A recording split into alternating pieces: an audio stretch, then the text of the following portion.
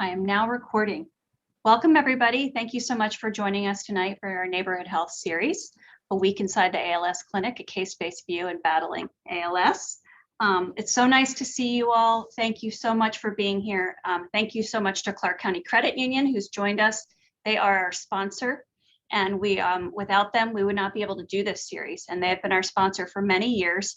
And I was saying before we got on, we are just about to give our 70th Neighborhood Health Series event. So those of you that are new and joining us, we cover a range of health topics. And it's really one of my proudest things that I get to do here at Roseman, because we really bring together a lot of people from the community and learn and share, ask questions. So again, thank you so much to Clark County Credit Union for being here.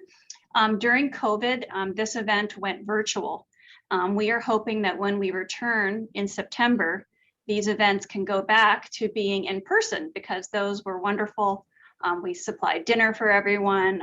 All of our guests stayed afterwards and were able to share with other people. So really hope to see you. Our next event is September 15th. You can go to the speakers.roseman.edu website to learn more about those upcoming events. I am recording right now, and that's because this recording will go on that website, speakers.roseman.edu, for those folks that weren't able to join us. So again, you can always find some of the past events there as well. I'd like to go and introduce our speaker tonight. When David and I sat down and talked a little bit about this event, we knew that we wanted to look at ALS from a slightly different standpoint, from really a case-based perspective. I asked him, what is it like to be you? What is a day in the life of your life in the ALS clinic like? How do different patients present? How do their treatments vary? And I'm also really appreciative that we have some folks who have been diagnosed with ALS and their caregivers on with us tonight. So to all of you, thank you for joining. We really appreciate you. Okay, so a little bit about our presenter. Dr. David Ginsburg is a professor of internal medicine at Roseman University's College of Medicine and a practicing neurologist with Roseman Medical Group. A native of Los Angeles, Dr. Ginsburg is an alumnus of the University of Southern California, where he graduated magna cum laude from the Psychobiology Honors Program. He received his Doctor of Medicine degree from the University of Pittsburgh in 1988. He returned to USC, where he trained in neurology and did subspecialty training in clinical neurophysiology. He's been practicing in Clark County since 1994 and was a member of the University of Nevada School of Medicine faculty for a decade. He's certified by the American Board of Psychiatry and Neurology and the American Board of Electrodiagnostic Medicine.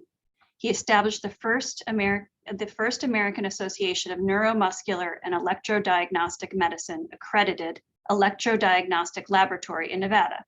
He was one of the very first practitioners to join the Roseman Medical Group when it began, and he leads the interprofessional ALS Clinic, which he brought to Roseman Medical Group in his former role of medical director for more than 10 years. In reviewing Dr. Ginsburg's professional memberships and committee participation, there are far too many to list. But he is continually recognized by his peers and his patients as a top doctor in a number of magazines. In fact, he's been nominated 12 times. And he's also recognized by ALS of Nevada and the Las Vegas Muscular Dystrophy Association for his service achievements in 2013 and 15. His work has appeared in multiple publications, and he's also been involved in a number of clinical medication trials in his field. Please join me in welcoming David Ginsburg. Thank you, Vanessa. I appreciate your having me speak for today's this month's topic on ALS. And we'll get started in a moment. I apologize in advance. This may be a little bit technical, but I wanted to just provide a broad overview of how I evaluate patients for ALS and treat them. But first, we'll go ahead and give a word to our sponsor. Hello, everybody. Thank you for logging in for this presentation tonight. As the Medical Field Credit Union, we are very proud to sponsor Roseman's Neighborhood Health Series. Thank you to Vanessa for putting all this together. You do a great job month in and month out. And thank you, doctors, for showing up and sharing your expertise with everybody. It's a really wonderful event. And if you should ever find yourself needing financial wellness, please visit us at ccculv.org. With that, the floor is yours, Doctor. Have a wonderful presentation. Thank you, Craig. So we're supposed to do a patient-based discussion. So I thought I'd start off with a couple of patients. These are actual patients of mine in the practice. The first patient, we'll call him HC. He's a 46-year-old right-handed male, previously healthy and active, who was referred by a local neurosurgeon for a 1-year history of progressive weakness in both legs. His symptoms progressed to the point where he was experiencing frequent falls. The patient originally presented to the neurosurgeon with low back pain and focal abdominal protrusion, like a hernia. It looked like a hernia. He had a lumbar spine MRI that revealed some mild degenerative changes with a left-sided disc protrusion at L2-3, but no significant neural impingement. He was also referred to a general surgeon for a possible hernia.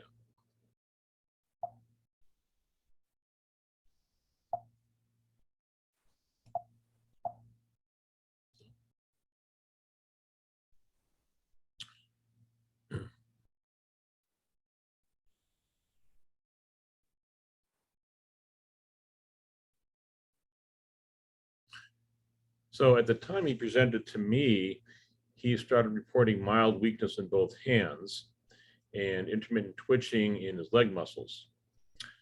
He denied any significant numbness, tingling, double vision, speech or swallowing problems, or shortness of breath. He also had undergone a left quadriceps muscle biopsy 2 weeks beforehand, based upon the recommendation from another neurologist. Those biopsy results were not available when I first saw the patient. Now, when I examined him the first time, he revealed normal mental status testing, normal speech, normal cranial nerve testing, including eye muscle movements, facial movements. His sensation was intact to the usual modalities, including pinprick, vibration, light touch. His reflexes were underactive. We grade them 1 to 4, 4 being the strongest, 0 being absent. So his was 1, which is only mild reflex responses. Testing his motor exam, he had full strength in his arms, but he did have weakness in both legs. And we grade them on 0 to 5, 5 being normal, full strength, 0 being no movement. So he was about a 3+. So 3 is basically just, he can push against gravity, but nothing beyond that. So he was 3+, just a little above gravity on the left side and a little stronger than that on the right side. He showed fasciculations. Now fasciculations, I'm going to show some examples, but those are muscle twitching. And those were present in both of his pectoralis muscles and his quadriceps muscles. And I described his gait as a waddling, sort of like a duck might walk.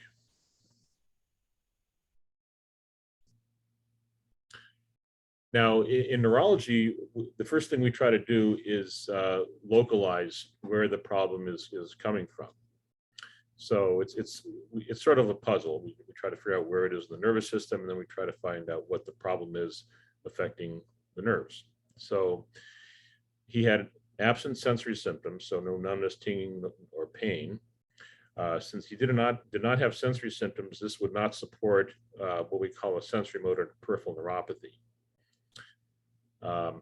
And pure motor neuropathies are relatively rare. He had an absence of what we call upper motor neuron signs. So upper motor neuron signs, and we're going to talk about this more, but basically upper motor neuron signs include increased muscle tone, brisk reflexes, and what we call a positive Babinski, which is basically when you touch the bottom of the foot, the big toe goes up. So the absence of these would not support a purely upper motor neuron process, such as a brain or spinal cord localization. And he did have the fasciculations, so this would indicate that he does have a lower motor neuron process going on. And again, we're going to talk about upper and lower motor neuron a little bit later. Then I performed nerve conduction studies and EMG testing on this patient. And again, this is I know this is technical, and I apologize for that, but I just want to give you an idea. Basically, what it showed was the perineal and posterior tibial nerves, which are nerves in the legs. These motor nerves had reduced amplitude. Okay, what we call the snaps or sensory nerve action potentials were normal. So this is reflective of a motor neuron process. The motor responses were normal. The motor neuron responses were reduced. The sensory responses were normal.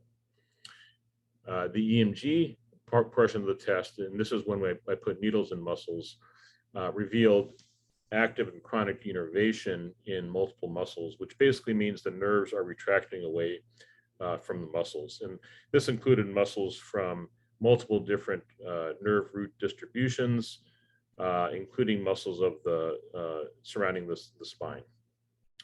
And taking together the patient's nerve conduction studies and EMG with his clinical presentation, at that point, I diagnosed him with ALS. And again, we're going to talk about this some more.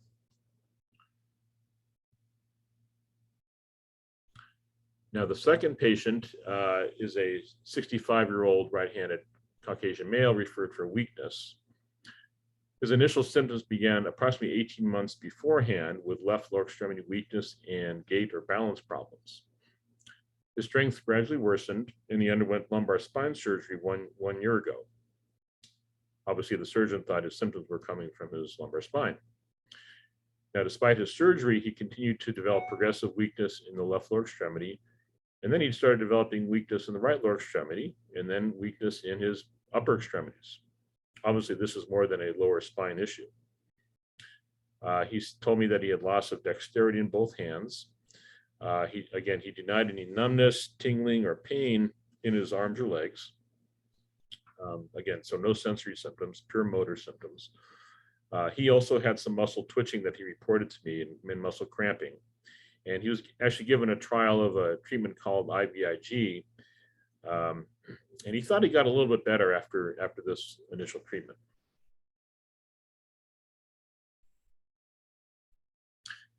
So the neurologist that saw him prior to me had diagnosed him with a condition called multifocal motor neuropathy. And we'll talk about that a little more, which is basically a segmental motor nerve type problem. And IVIG is an appropriate treatment for that condition. But then he started getting no further improvement after his initial treatment. Now, interestingly enough, taking his family history, his father was also recently diagnosed with ALS, and he had a paternal great aunt with a history of ALS and a paternal great grandfather with Parkinson's disease.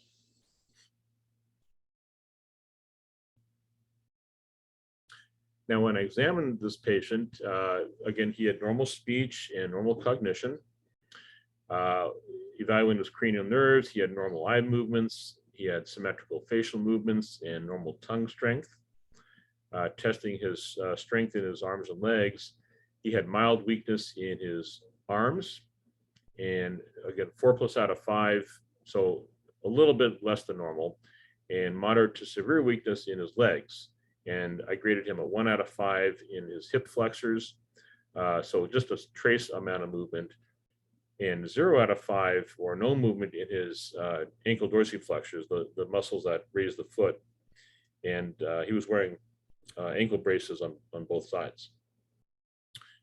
He also had muscle atrophy in his hand muscles, but no muscle twitching. I didn't see any fasciculations at that time. Now, this patient had brisk reflexes. So when I tapped the reflexes, they were quite strong, stronger than normal. And this was in his both of his arms and legs. Sensory examination to the usual modalities, pinprick, vibration, proprioception, which is directional sense, was normal. So again, sensory is normal, just the motor functions were affected based on my exam.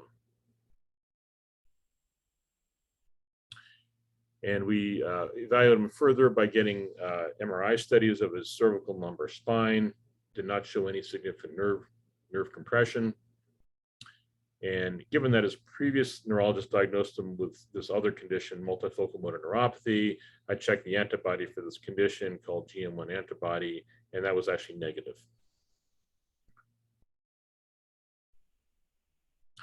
And so once again, we're going to try to localize where this patient's symptoms and signs would be explained in the nervous system. Again, there's no sensory symptoms, so it doesn't support a sensory motor neuropathy. He did have the brisk reflexes, so there is some upper motor neuron process going on. He also had muscle atrophy, and this is a lower motor neuron process. So he's got both upper motor neuron and lower motor neuron findings on examination, and no sensory abnormalities. So it's pure motor neuron findings. And we went ahead and did his nerve conduction studies in EMG.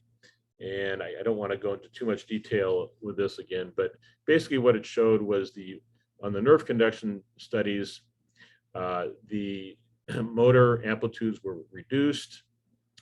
The sensory amplitudes were normal. The EMG portion of the test, when I put needles in muscles, once again showed active and chronic denervation in the majority of muscles tested in the arms and legs, meaning the nerves retracting away from the muscles. And this also included the muscles surrounding the spine. And this, together with the patient's clinical presentation, is consistent with a generalized motor neuron disorder, and in this case, ALS. So this is just sort of the process that I go through in evaluating these patients. We did some genetic testing given his family history. This was negative, including the most common genetic abnormality, this C90RF72. This was negative, but it was positive for this other genetic mutation on the TARDPB gene. This genetic finding is of unknown significance, but it's something that we picked up. So perhaps this may be identified at a later point as contributing to ALS.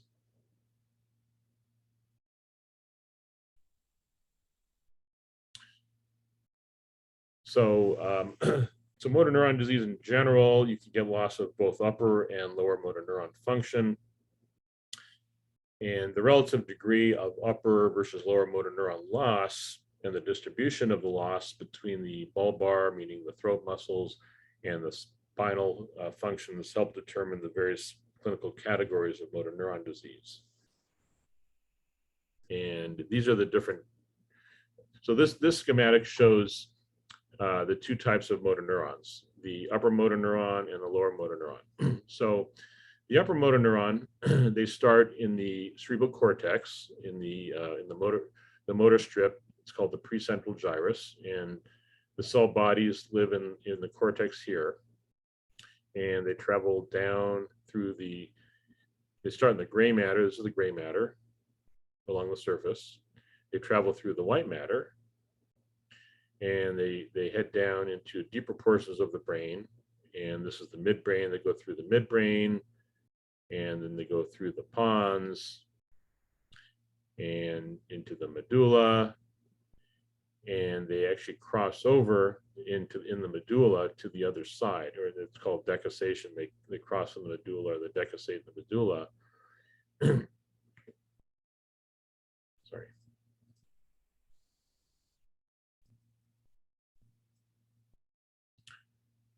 And they travel into the spinal cord, where they contact the lower motor neurons. So by the way, so this crossing over in the medulla, this is why, say, if somebody has a stroke, if you have a stroke on the left side of the brain, it's going to affect the right side of the body, and vice versa, because they cross over here in the medulla. So again, these upper motor neurons will contact the lower motor neurons in the spinal cord, and these lower motor neurons, the cell bodies live in the spinal cord, and they travel to the muscle where they innervate the individual muscle fibers. So upper motor neuron, brain to spinal cord, lower motor neuron, spinal cord to muscle.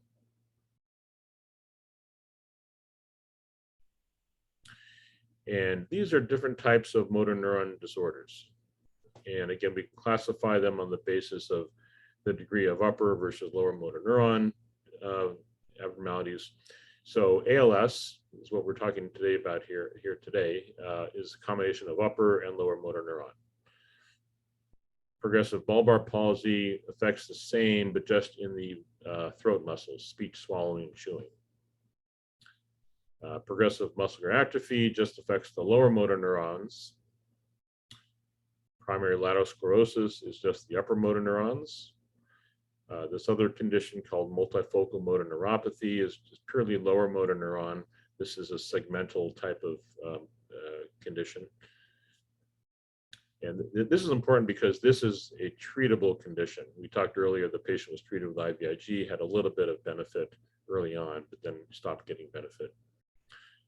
Spinal muscular atrophy is a hereditary lower motor neuron disorder. Kennedy's disease is also hereditary. There's abnormalities in the androgen receptor, and this affects the lower motor neurons. Monomelic hemiatrophy is a purely lower motor neuron condition affecting one limb only. And this is usually progresses for a period of time, then essentially plateaus, and it stays the same for the remainder of the person's life. This is called brachial amyotrophic diplegia, and this is a lower motor neuron affecting typically both arms, occasionally both legs, and it usually same type of course, progresses over a period of time and then plateaus. But again, we're here today to talk about ALS, which is upper and lower motor neuron dysfunction.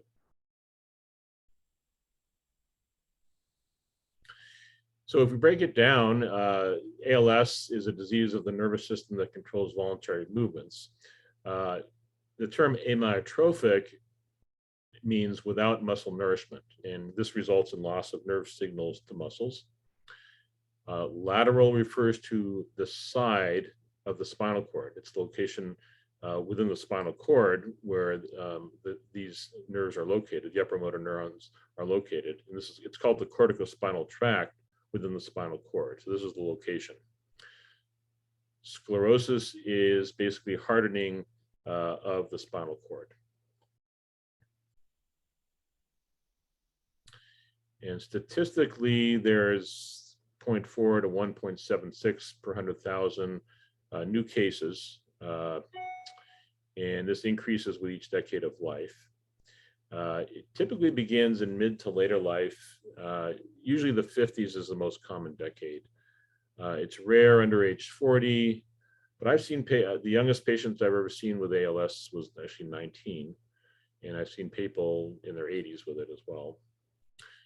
It's the prevalence of existing cases, 4 to 6 per 100,000. There's no significant racial or ethnic pattern. There is a slight male to female proportion, 1.2 to 1. Geographically, it's random with the exception of an increased incidence in the Key Peninsula in Japan and in Guam. And in Guam, it's combined with dementia and Parkinsonism. It's called the Parkinson's dementia ALS of Guam.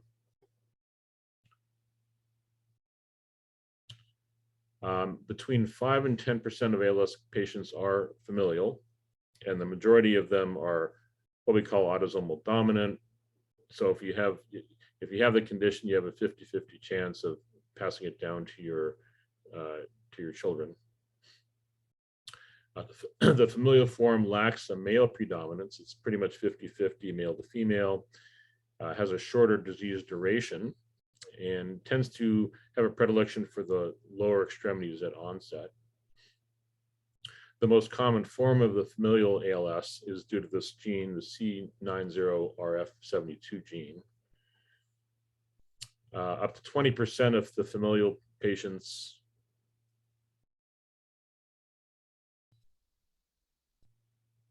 are associated with this copper zinc SOD1 mutation located on chromosome 21. And these patients usually have an earlier onset.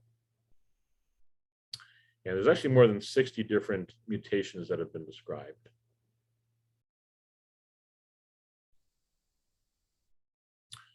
Pathologically, what happens is we lose the neurons within the anterior horn of the spinal cord and the motor nuclei of the lower brain stem.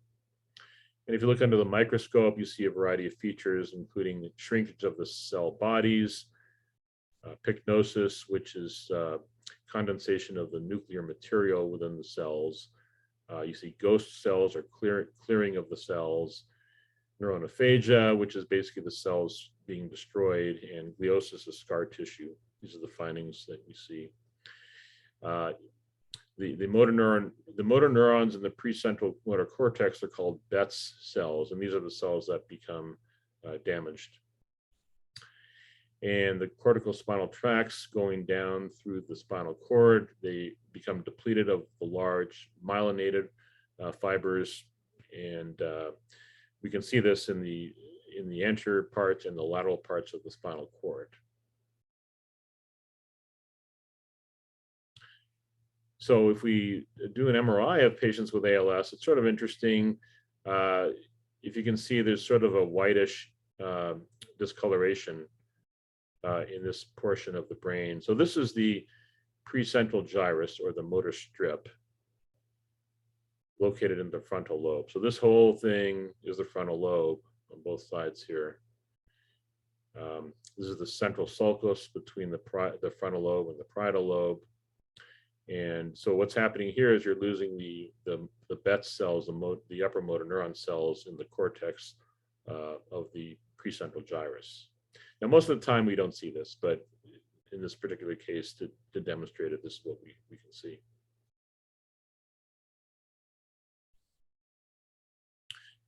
So the upper motor neurons exert a complex control over the lower motor neurons that allows us to have smooth directed movements, such as picking up a glass. And when we lose the upper motor neurons, we develop spasticity, or muscle stiffness or tightness, as well as brisk reflexes or hyperreflexia. So these are upper motor neuron findings, spasticity and brisk reflexes. And the lower motor neuron findings that we see are actual muscle weakness, muscle atrophy, fasciculations or muscle twitching, and hyporeflexia. So we can see a combination of both upper motor neuron and lower motor neuron. And sometimes in ALS patients, we might only see one or the other. If we have a rapidly progressing patient with purely lower motor neuron findings, we can often diagnose them with ALS even without the upper motor neuron findings. But most of the time, we're going to see a combination of upper and lower motor neuron findings on exam.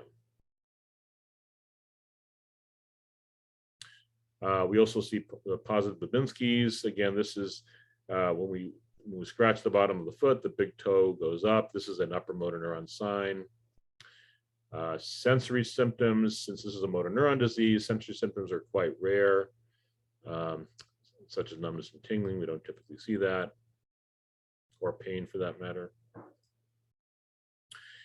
So here's a picture of somebody with atrophy of this muscle here. So this is the first dorsal interosseous. So the left side, obviously, it's atrophied compared to the right side. So this is a lower motor neuron finding, atrophy of the first dorsal interosseous muscle.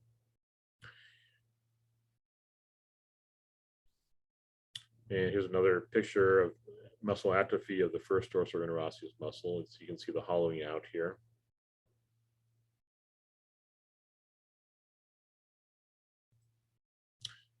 And here's atrophy of the tongue muscle.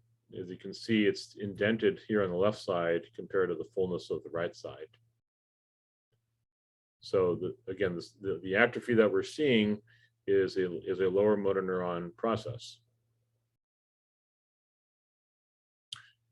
Here's atrophy of the calf muscle.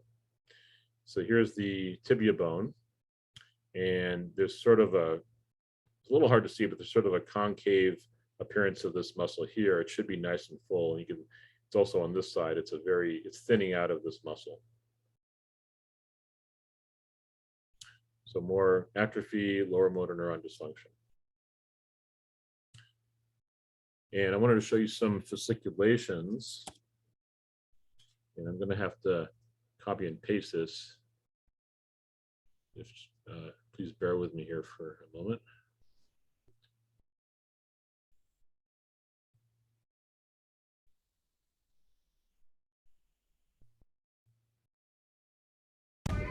Booking a family vacation in a Vrbo means leaving all the craziness behind. Well, maybe. Sorry about the ads. Okay, so here are some fasciculations. You can see the muscle twitching in the calf muscles here.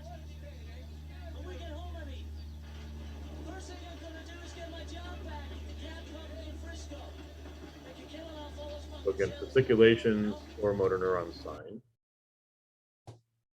Now, not everybody that has fasciculations has ALS. You can see fasciculations normally, particularly in the calf muscles.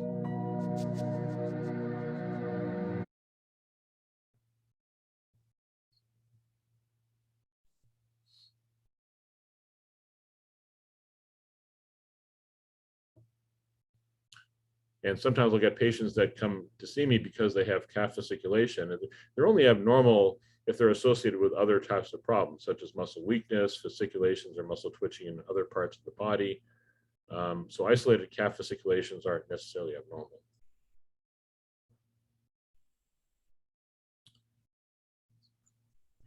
Dr. Ginsburg, Yes, we had a question. Is it okay to stop here for a minute? sure. Okay.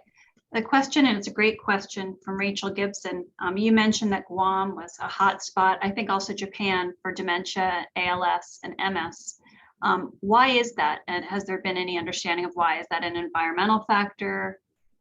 Has there been any understanding of why? My understanding is we don't know the answer to that. So it's a very simple answer. I wish I could give you the answer. Got it. Thank you.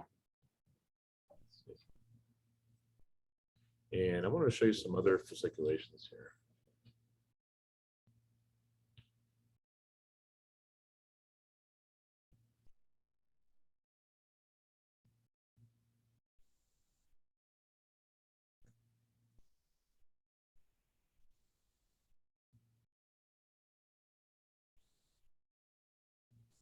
Again, it's pretty dramatic. You can see the tongue muscles are quivering. So there's not a whole lot else that's going to give you tongue fasciculations. So when I see tongue fasciculations, it's almost always a telltale sign of ALS.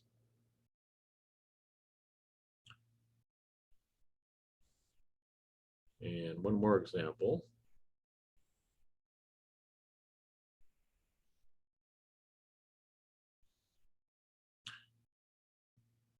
So these are fasciculations of the trunk muscles.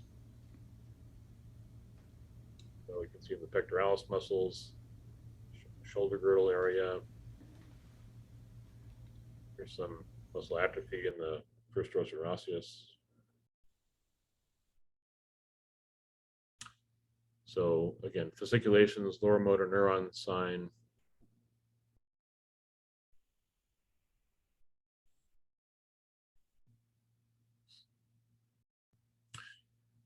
So in ALS, we often see the finger abductors, or the muscles that spread the fingers apart, and the adductors, the muscles that bring them together, and the finger extensors become weak before the finger flexors, and this sort of gives a clawed hand appearance. Weakness can spread in a seemingly random fashion to different parts, including the neck, the tongue, the pharynx, the larynx, and the trunk. So ALS usually starts asymmetrically. It'll start perhaps in one arm, one leg, and spread to other body parts in a seemingly random fashion. Sometimes it'll present with a foot drop, and again, our patient had back surgery because the surgeon thought it was coming from the back, and this is not uncommon. I often will see patients that have back surgery, and it turns out it's not the cause, and they progress, develop weakness in other parts of the body, and they realize something else is going on. Sometimes we'll get early involvement of the thoracic muscles, the abdominal muscles. And again, my first patient had an abdominal protrusion. They thought it was a hernia. It turned out it was not a hernia. It was because the abdominal muscle wall was weakened from ALS. So it looked like a hernia. We can get neck muscle weakness, so patients have difficulty raising their head. Gait disorders. The respiratory muscles become affected. Patients ultimately become short of breath. They lose weight from muscle atrophy. The weakness is typically painless.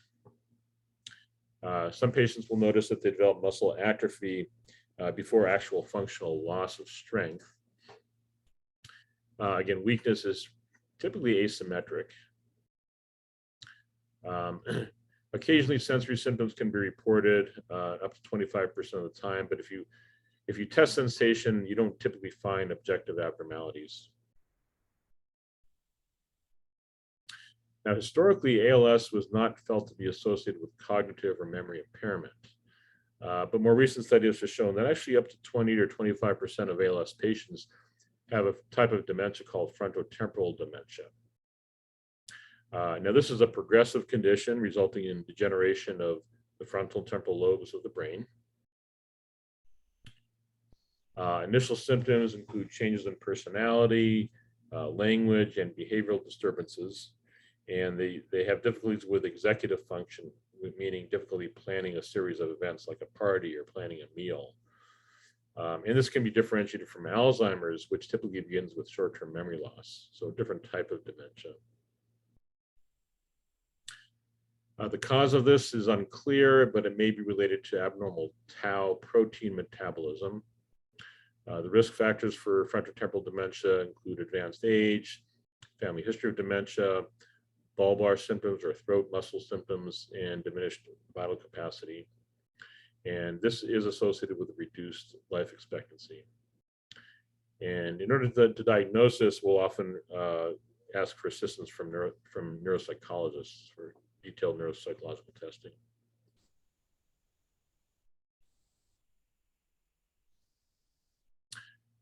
ALS patients typically get sparing of certain muscles, namely the eye muscles and the heart muscles are spared. The bowel and bladder muscles are spared, so it doesn't typically affect these areas. Now, the prognosis of ALS, so you have the rate of the anterior horn cell deterioration does vary from person to person, but the mortality rate is 50% at 3 years, and typically it's from respiratory complications, and 90% within 6 years. I've personally seen somebody with ALS survive 10 years. That's an extreme example. You have rare cases like Stephen Hawking survive decades. That's extremely rare. There are certain mimickers of ALS that we have to consider when we're trying to diagnose.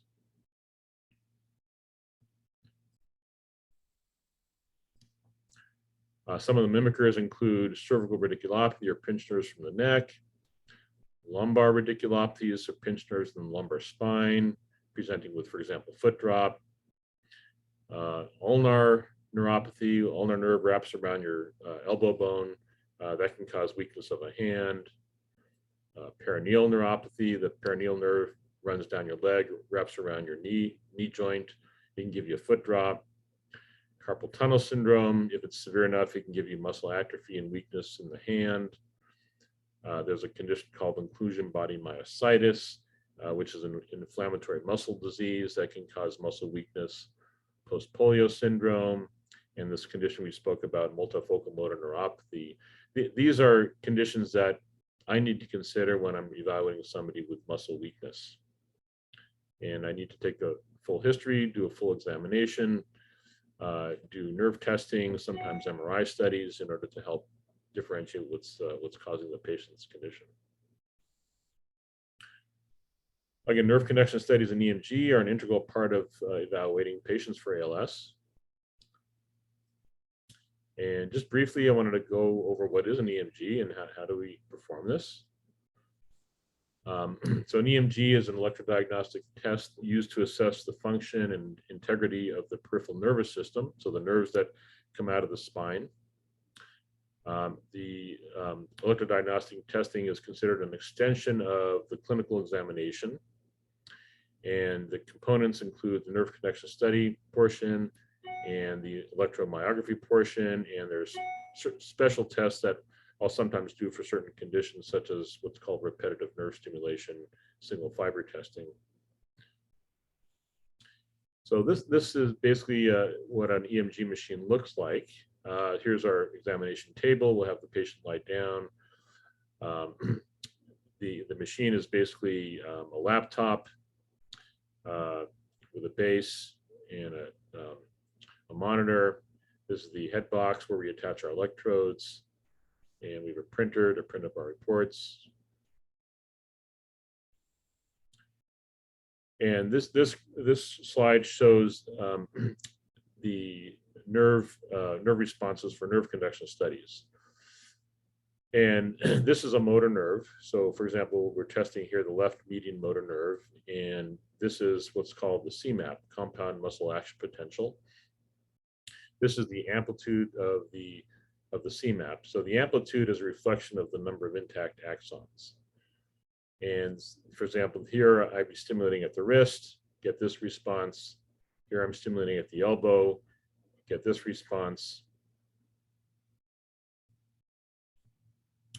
And this is what it looks like. Again, I'm stimulating the median nerve in the left hand. This is the nerve stimulator. The median nerve sits here in the middle of the wrist under the skin, and I'm recording over this hand muscle called the abductor pollicis brevis muscle. We have an active electrode here, a reference electrode here, and on the back of the hand is a ground electrode. So I stimulate here, I'm recording over these electrodes, and I'm getting this CMAP response. Now, I'm going to go higher up and stimulate it higher up at the elbow, and then I'm going to get this response. This is a sensory response, sensory nerve conduction study. Again, I'm stimulating here with surface electrodes at the wrist, recording over the nerve itself in the hand. This is the median sensory response, sensory nerve action potential. They have a different appearance.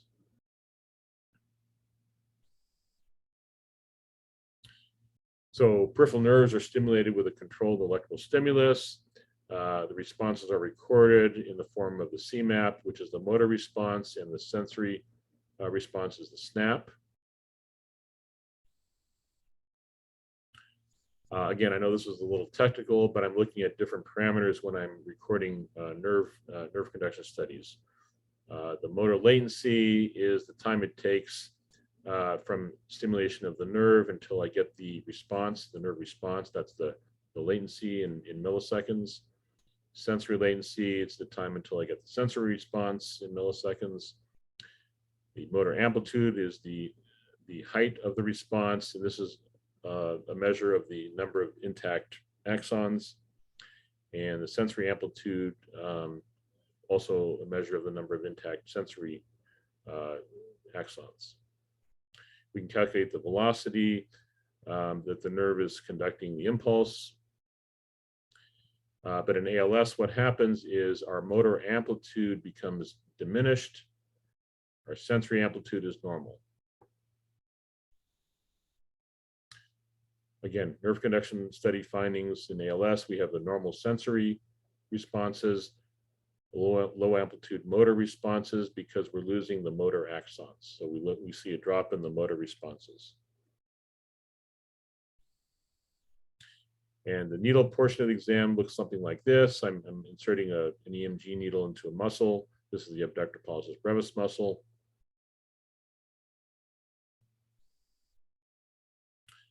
And we use disposable single-use needles. I'm inspecting multiple muscles that are accessible. I'm looking at a combination of muscles, and I can tailor my EMG exam to certain conditions that I'm looking for. So for ALS, I'm going to look for a variety of muscles that are innervated by a multitude of different nerve roots and peripheral nerves. EMGs sometimes get a bad rap, but it's because of the discomfort with the needle, but it's really not, it's not particularly uncomfortable. What I do is spray the skin with a liquid called ethyl chloride, which is quite cold, and that helps numb the skin and helps reduce the discomfort. And then when I put the needle in the muscle, I'm studying the muscle when it's resting and at different levels of sustained contraction. When the muscles are at rest, the muscle should be silent. If I hear any type of activity, it usually means there's active denervation going on, or the nerve is retracting away from the muscle.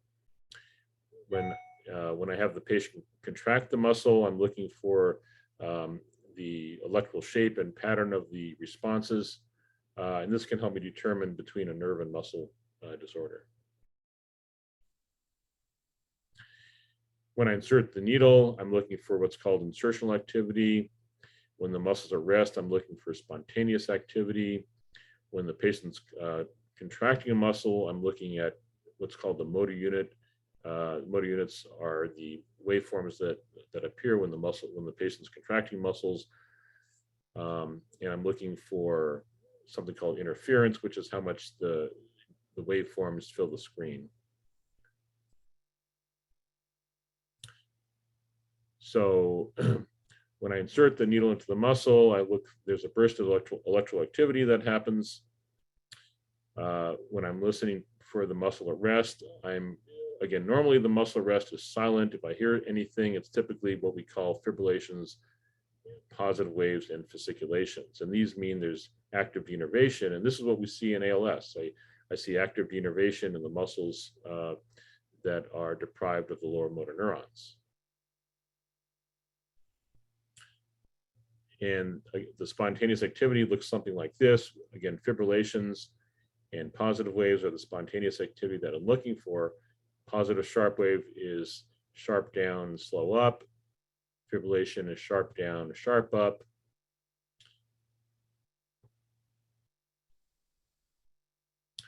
And in ALS patients, what we find we see a drop in the amplitude of the compound muscle action potentials on the nerve conduction portion because we're losing the motor axons. And on the EMG portion of the exam, we typically find active denervation because the nerves are retracting away from the muscles. We see fibrillations of positive waves, fasciculations, like we saw on the videos. And I also see evidence of attempted reinnervation or chronic denervation when surviving nerve cells try to reinnervate muscle fibers that were denervated by the dying nerve fibers. And let me show a couple of examples.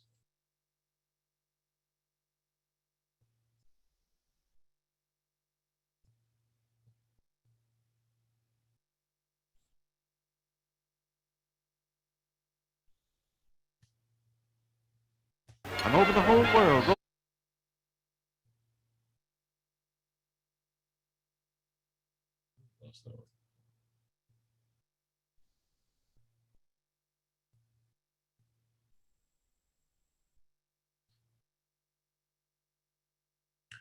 So this is an example of EMG.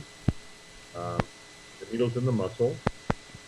And what you're looking at are called motor units. The muscles are rest. You see these random motor units firing. These are fasciculations. This is the electrical equivalent of what we saw in the patient's front fasciculations and calf fasciculations. These are the muscle fibers firing in random fashion.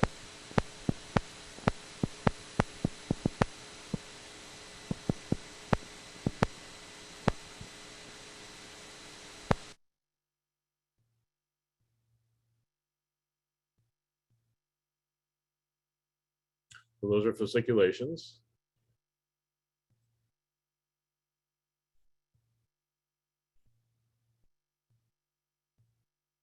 And these are fibrillations and positive waves.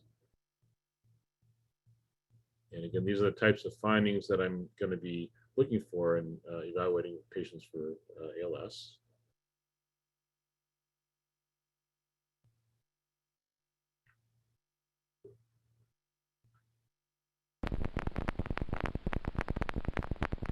So what we're seeing here are fibrillations, sharp down, sharp up, positive waves, sharp down, slow up, and they have a very regular pattern of firing.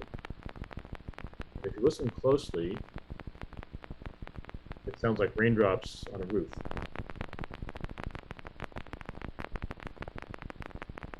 So it's a combination of circulations and oscillations. And again, this means active innervation. The nerve is retracting away from the muscle.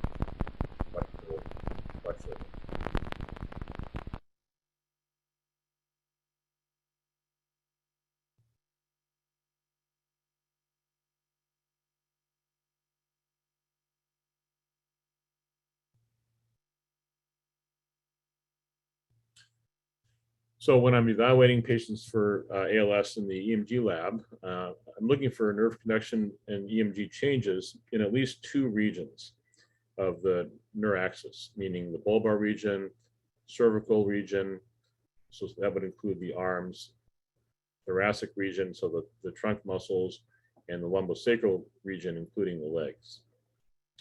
And I want to find at least two muscles from different nerve roots and different peripheral nerves from each of these regions.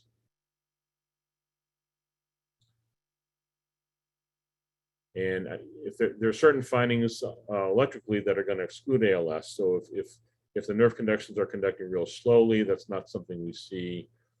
If there's abnormal sensory responses, again, that would take it out of the motor neuron disease category, and that would imply something else is going on. And conduction block is what we might see in this multifocal motor neuropathy condition. And if I see that, that's actually a good thing because that means it's potentially treatable. And when I'm evaluating patients with ALS, again, I'm trying to rule out other possible causes to their weakness. So I might want to do an MRI of the spine to make sure there's no structural cause like spinal stenosis. So I might do an MRI of the neck or the lumbar spine. I might run a series of blood and urine laboratory studies to look for other possible metabolic causes like abnormal proteins in the blood or lead toxicity. Lumbar puncture is not typically necessary. It doesn't usually help me. CK is a muscle enzyme that sometimes becomes slightly elevated in ALS. Or it can be normal. If it's sky high, it's going to tell me it's something else. It's probably a pure muscle disease. Muscle biopsy is not something that I'm typically going to need to evaluate patients for ALS. This is a pretty busy slide, but this is one of the two diagnostic criteria for ALS, the ALS-Corial criteria. And I'm not going to go through this in detail, but what it basically says is, in order to firmly diagnose ALS, you're looking for a combination of upper motor neuron and lower motor neuron findings in three regions of the neuraxis.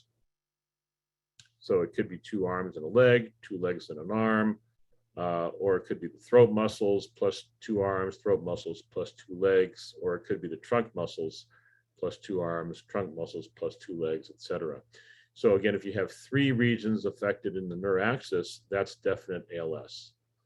If you have one region in the neuraxis, that's possible ALS. And then we take this chart and we add in our electrodiagnostic findings, and that can help us make a firm diagnosis of ALS. The other criteria that we use is something called the Awaji criteria. And it's almost identical to the ALS-Corial criteria, but it adds the EMG findings of fasciculations or muscle twitching in order to come to a diagnosis.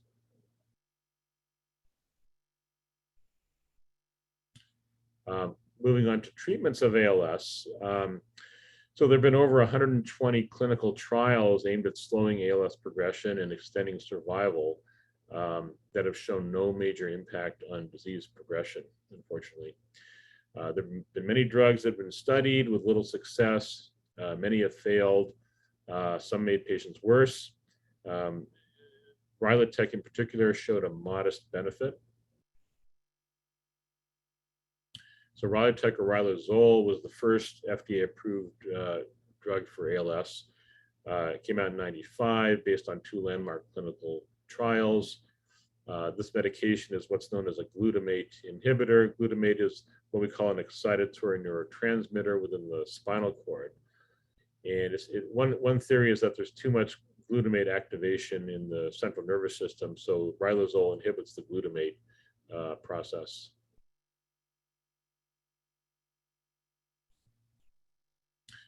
Riluzole seemed to reduce early mortality, but no statistically significant difference after 18 months.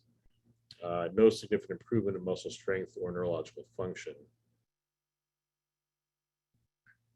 Riluzole does seem to slow down the progression to ventilator dependency, though, by 3 to 4 months. The other treatment that's currently FDA approved is edaravone or Radicava, approved in 2017 for treatment of ALS in Japan and the USA. Originally, it was given exclusively via IV, 60 milligrams over 60 minutes daily for 14 days, then 10 days per month. Just last week, they approved an oral suspension formula for edaravone. It's 105 milligrams per 5 cc. And so it's nice because this now they no longer require an IV. It can be given orally or through a feeding tube. In a randomized placebo-controlled trial, they studied 184 ALS patients that were given edaravone 60 milligrams in treatment cycles for 6 months. And this study was done in Japan. The median age was 60 and 59% were male. And the way these patients were evaluated were through what's called the ALS Functional Rating Scale. It's a scale that consists of 12 questions, and we ask about fine motor, gross motor, bulbar, speech and swallowing, and respiratory functions. We ask about speech, salivation, swallowing, handwriting, cutting food, dressing, hygiene, turning in bed, walking, climbing stairs, dyspnea or breathing problems. And basically with edaravone, what they found is the change in the functional rating scale over 24 weeks was worse in the placebo group and better in the edaravone group. So there was a slower decline. Adverse effects were similar in both groups, so it's very well tolerated.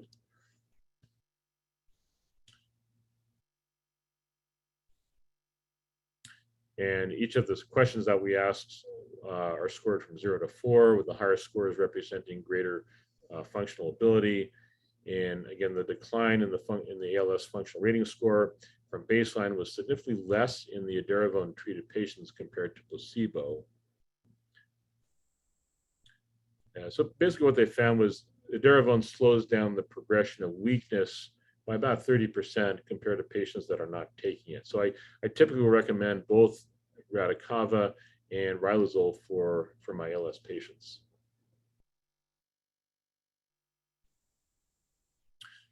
Other treatments that we institute for patients include occupational therapy, physical therapy. A lot of our patients will benefit from ankle-foot orthoses or AFOs, which are basically braces to help support the foot so they don't trip over their feet when they're walking. Patients require a walker, manual or power wheelchairs or scooters. We have speech therapy involved. Some patients will get an electronic speech device. Speech therapists also help with swallowing evaluation and treatment, helping to determine if a patient may need a feeding tube.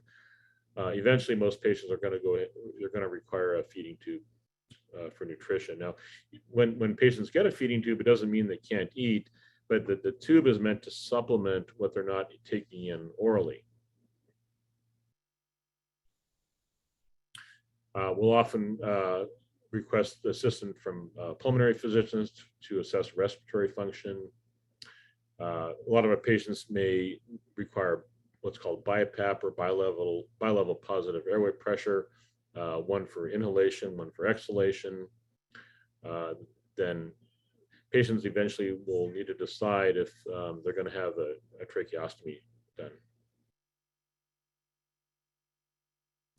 Now in Roseman Medical Group, In general, just to talk a little bit about RMG, we have primary care, including well checks, flu shots, sports physicals.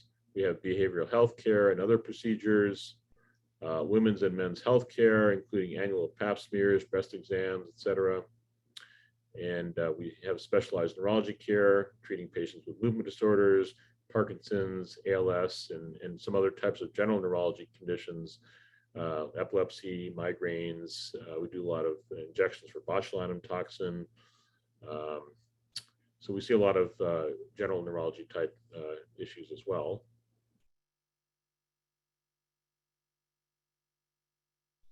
And in our clinic here at Roseman Medical Group, we have our multidisciplinary ALS Clinic. And basically, this functions as a multidisciplinary one-stop shop for our ALS patients. So we basically gather once a month. I have a very dedicated team that I've been working with for many years. So the team includes myself, occupational therapist, physical therapist, speech therapist, respiratory therapist. We have our medical assistants. We have a dietitian. We have an orthotist that helps fit patients with braces. We have seating and mobility specialists. So we have quite a large group of professionals that help us out treating our ALS patients. It just makes it a lot easier for the patients. They come in, they get evaluated by everybody. We have a group meeting at the end of the clinic to decide on what each patient is going to need moving forward.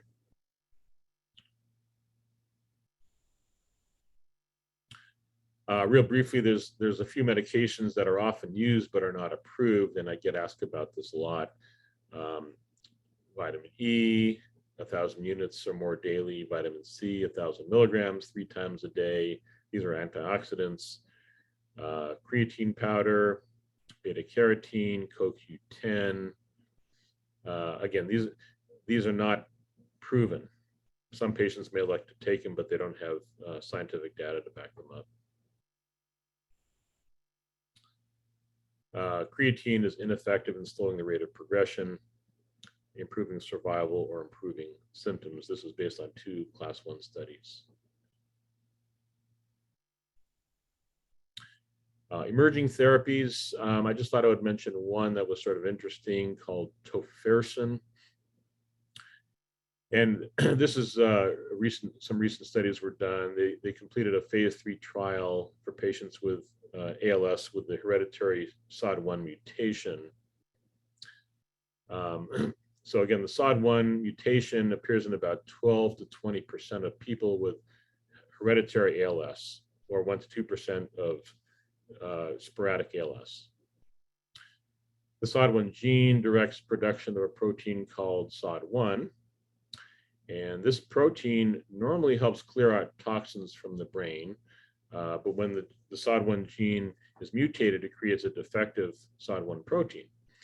And what happens is the malformed protein not only fails to do its job cleaning out bad proteins, but it also creates its own problems. So in people with SOD1 mutations, the SOD1 protein clumps together with other copies of itself, and these clumps damage the nervous system, leading to symptoms of ALS. So this medication tofersen works by blocking the production of the SOD1 protein using a molecule called an antisense oligonucleotide. And this is essentially a small string of synthetic DNA that prevents the SOD1 protein from forming.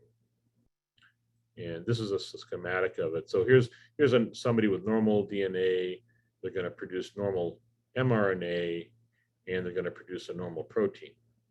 In persons with this mutation, they start with a mutated DNA, they get mutated mRNA, and they get this toxic SOD1 protein.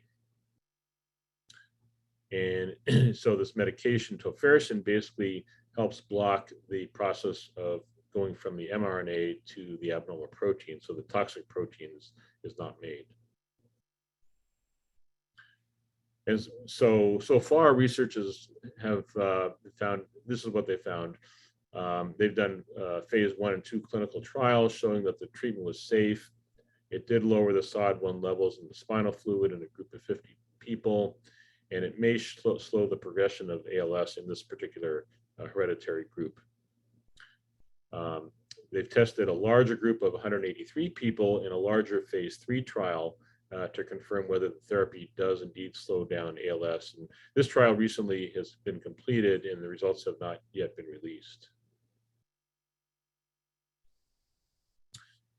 So that's all I have, and I'm happy to take any questions. First, we have to make sure everyone takes their test. Is everybody ready for their test? No, not really. If you have a question, please, you're welcome to put it in the chat, or just feel free to raise your hand or just unmute yourself. Please, we open the floor to you.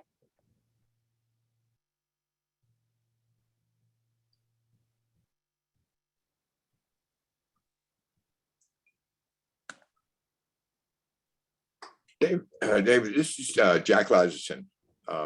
Question. Yeah. Has anybody been looking at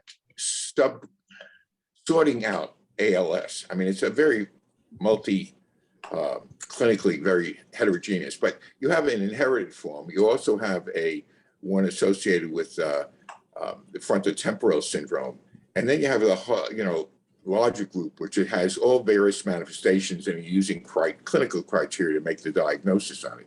Has anybody attempted to take those groups and do whole genome sequencing across the board? You've uncovered some genes, but to look at whether there's any consistency of whole genome sequencing abnormalities in some of these subgroups. And secondly, has anybody taken the data, there's a lot of data here, and subjected it to AI and machine learning? Great questions. I wish I had good answers for you. I'm not aware of whole gene sequencing being studied. The number of individual genes being identified, though, is, it's been exponential in the last 10 years. Yeah. In the family ones, when you identify that it's a family clinically, and we know that there's a gene abnormality, what about the offspring who are younger of some of these people?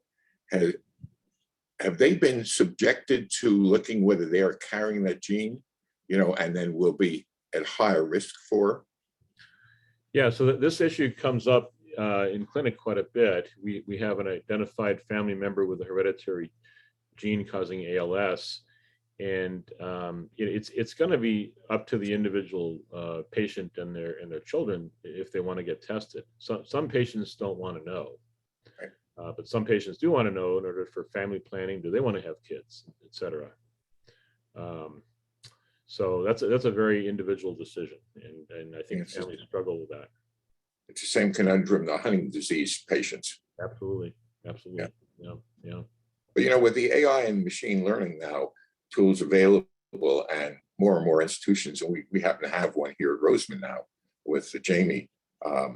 There's an opportunity to really start to study that, put database, and then sort out the various elements of it to see that are we really missing, and there are other elements that might be uncovered with using that. Oh, absolutely.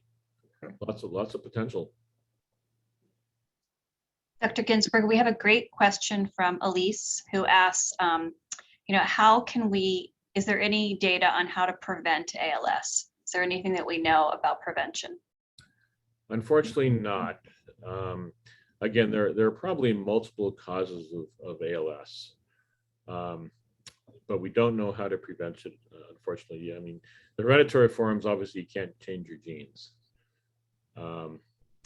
But not enough is known about specific causes and for prevention. I wish there was. No. Dr. Ginsburg. Yes. Dr. Ginsburg, I've been reading about the DINA protocol. It's composed of the 3 substances. It's a arginine, alpha ketoglutarate, and GABA. gamma aminobutyric acid. It seems like the patient who was diagnosed at age 30 still is surviving after 11 years. I've read about it. Have you heard about the DINA protocol? No, I have not, but I'd be interested in learning more about it. But 11 years, that's a long time. So when I hear situations like that, in the back of my mind, I'm wondering if they have ALS or do they have something else. I've seen that before. But yeah, I'd be interested in hearing more about that. How is that spelled? Dina? DINA, DEANNA protocol. Okay. Thank you. Have there been large studies on that? I don't really know about the studies that they did, but I've just been reading about I think his father was Dr. Tidone, who did studies on it. So I did follow up the studies that they did. I'll have to take a look at that. I'm not familiar with it. Okay, thank you. I have a question. Yes, sir. Hello, Dr. Ginsburg. This is Glenn. I've been taking the Riluzole for 18 months now. Is there a need for me to keep taking it? I usually recommend patients continue it indefinitely. There's really Okay. no clear-cut endpoint. Okay, that's fine, because I really don't know if it, obviously, whether it's helpful or harmful. But the other one is when will the pill form of Radicava be available to me? Well, like I said, it was the pill form. The recently approved formulation is a suspension, oral suspension. There isn't a pill form right now, but the oral suspension, like I said, that was just approved last week. So it's not on a lot of the formularies yet. But what I'm telling my patients right now is those that I'm starting on it is go ahead and start the IV infusion method. And then once we can get the oral formulation, we can just switch it over. Okay. Thank you. Sure, absolutely. We have another question. Oh, Michael, go ahead, Michael. Okay. Can you hear me? Okay. Yes, I can hear you, Michael. Do you have any experience with stem cell treatments as far as helping or slowing the progression? No personal experience. There are a handful of sites that are doing stem cell trials. I think they're mainly in the South, Georgia, North Carolina. I think that's where the stem cell trials are ongoing. Okay, yeah, I went down to Mexico and got intrathecal and IV stem cells. So for me, the jury is still out. He said it could take quite a while before I felt any difference. So I was initially taking Riluzole, but I stopped taking it because it made me more tired. And at one point I did a blood test and they said my liver was elevated. So you think it's wise to go back on it? We didn't talk about this very much, but yeah, with Riluzole, we do need to monitor the liver function tests.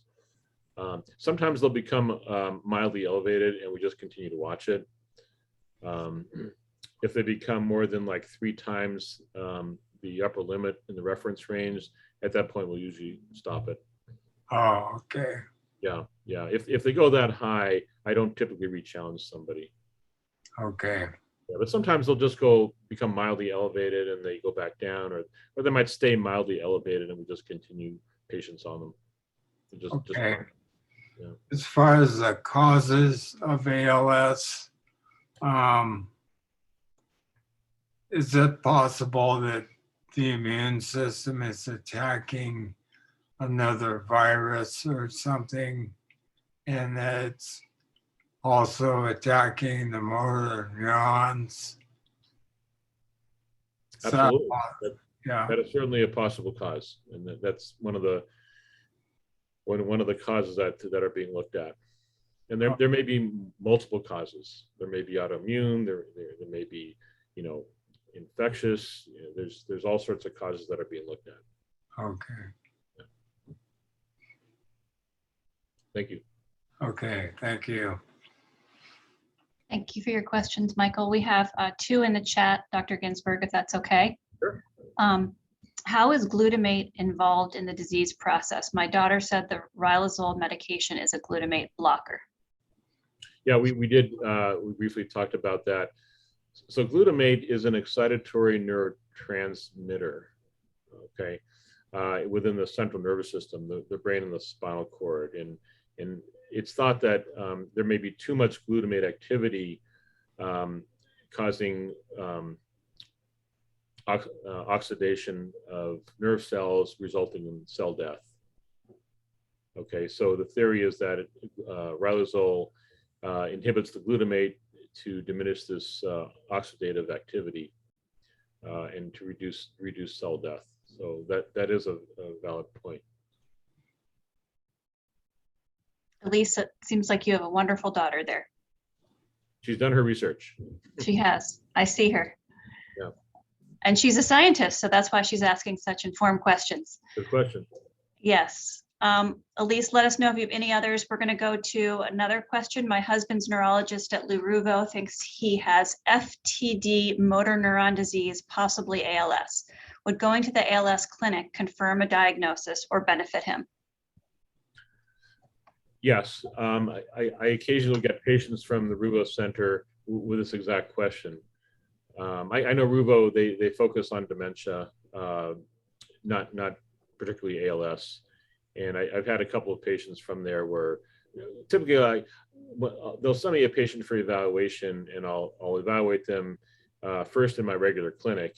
And if I confirm a diagnosis of ALS, at that point, I'll have them included in our monthly ALS clinic and have the ALS team visit with them and get them all the care that they need through the ALS team. Thank you. Any other questions?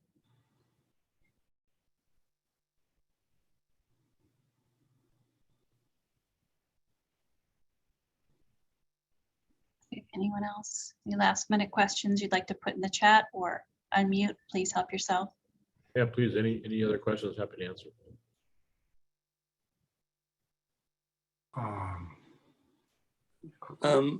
It's Lou Gehrig's Day on June 2nd. Everybody goes to a ball game.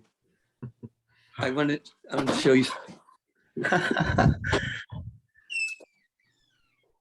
Thank you for telling us. I got this jersey to wear. Aw. Grandpa Vegas. Nice. Great. So I'll be at the game. Has anyone seen that movie about Lou Gehrig? I haven't seen it yet, but Oh, sure. Yeah, you bet. from like the 40s, the movie? The Yeah. old- yeah. I have. Yeah. My son saw it in high school. Oh, Yeah, Philip did. So when he was getting diagnosed, he says that he thought that's what he had. I don't know. yeah. It was a big impression on him. Michael, did you have another question, sir? Yeah, it's Dr. Ginsburg, based in Las Vegas. Yes. I am. Okay, is that where the Roseman Medical Center is?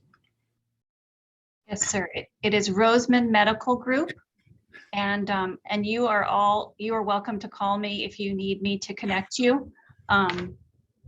My number is 702-802-2872. It is Roseman Medical Group, 702-802-2872 is my number. And I can always connect you with Dr. Ginsburg, or you can call the clinic directly, Roseman Medical Group. If you Google it, I don't have the number right in front of me, unfortunately. But those are two ways that you can find Dr. Ginsburg. Michael, I can give you the information. I can send it to you. Okay. Thank you. We have Susie Twasta is present, and Susie is in charge of organizing our ALS clinic, and she's been working with us for many years. And Susie, is there anything you wanted to add about the clinic or the ALS team or anything? I'm in charge. Yay! Thank you. In line. No, I just want, this was very informative for me. I mean, after 18 years of ALS, I feel like I learned something new every day, and we so appreciate you, Dr. Ginsburg. You don't even know. I mean, in every way, you take great good care of our patients, and you're always there when we need you, and you can't ever retire, period. Or Taryn and I'll have to take over. Well, it's a team effort, and yeah, we have a great team, a very dedicated group of folks that help us out, and we need everybody's help, because this is more than one person can handle. Yeah, I don't know if there's any families on here that maybe we're not aware of, but you can reach out. You can reach out to us anytime if you need help getting in to see Dr. Ginsburg. Our number is 702-777-0500. So yeah, when I diagnose somebody with ALS, I'll refer them to Susie and the team, and oftentimes Susie will go out to patients' homes and provide a lot of information and great resource for different types of information that patients and families are going to need moving forward. Go ahead. Dr. Ginsburg. Yes. This is Lydia Flores, wife of Fernando Flores. Hello. Hi, good afternoon. We were wondering when we could meet you and the team personally. Well, we just started having the clinic in person last month. So we just had a clinic yesterday, actually. That was the second in-person clinic we've done. Because COVID, we had to change things up and do things remotely, but we're back in person. So if you speak with Susie or my medical assistant April, we can work that out for you. Okay, I appreciate that very much. Thank you. Absolutely. In 6 years, Dr. Ginsburg is the most thorough doctor I have ever been to. And I've been to many. Well, thank you, Nancy, for that. True. Yes, thank you, Nancy. And there was one question and a comment. How accessible is the eye gaze technology for patients? And someone responded, it's accessible to all those in need. Yes, this is Taryn, one of the nurses. So we work with numerous speech language pathologists that can address that need, and as well as the reps who have the equipment. So it's just all about working with the insurance, and anyone who needs it, it's available. And Taryn is a wonderful addition to our ALS team. She's been working with us for several years now, and really appreciate her help. Any other questions? We have Dr. Rodrigo, who we haven't seen in a while, as well as a guest. Just wanted to make sure she knew I saw her to say hello.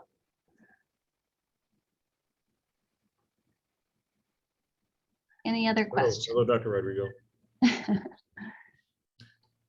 And shout out to Dan Farbman, Dr. Farbman's father and mother, I believe, are on the Zoom here. Hope you guys had a nice trip to Finland.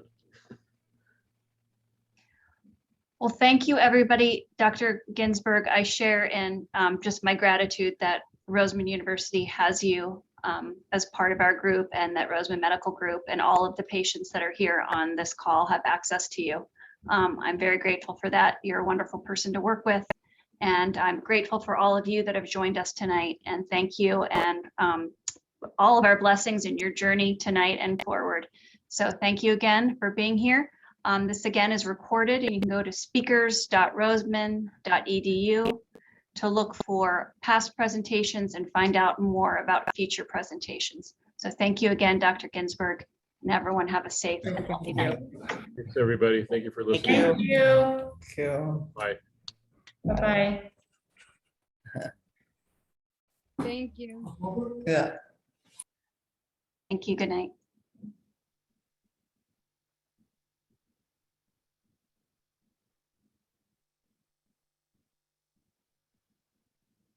Robin, it looks like you might have one lingering question. No, I was trying to log out. Okay. I do this on my phone, not on my PC. So I'm just trying to make it go away now. Got it. I don't think I have that answer. There's Dr. Rodrigo. Dr. Rodrigo used to come to all of our events in person, and I have missed her so much. There she is. And I haven't seen her in a long time. You're muted, Dr. Rodrigo. Let me see if I can unmute you. No, I can't. You have to unmute yourself for us to hear you. How about Oh, that? there she is.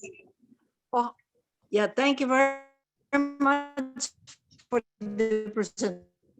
Thank you. Thank you for- And that was interesting. That Ginsburg was great. Vanessa, thank you. Great to see you. I was, trying. Yeah.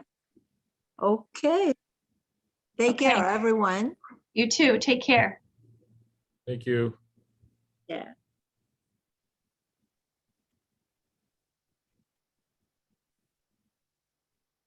All right. I'm going to end the session. Okay. Thank you for everything. Okay, Vanessa, I'm going to log off. You were awesome. As always. I appreciate it. You take See you care. soon. Talk Bye. to you soon. Bye-bye. Talk to you soon.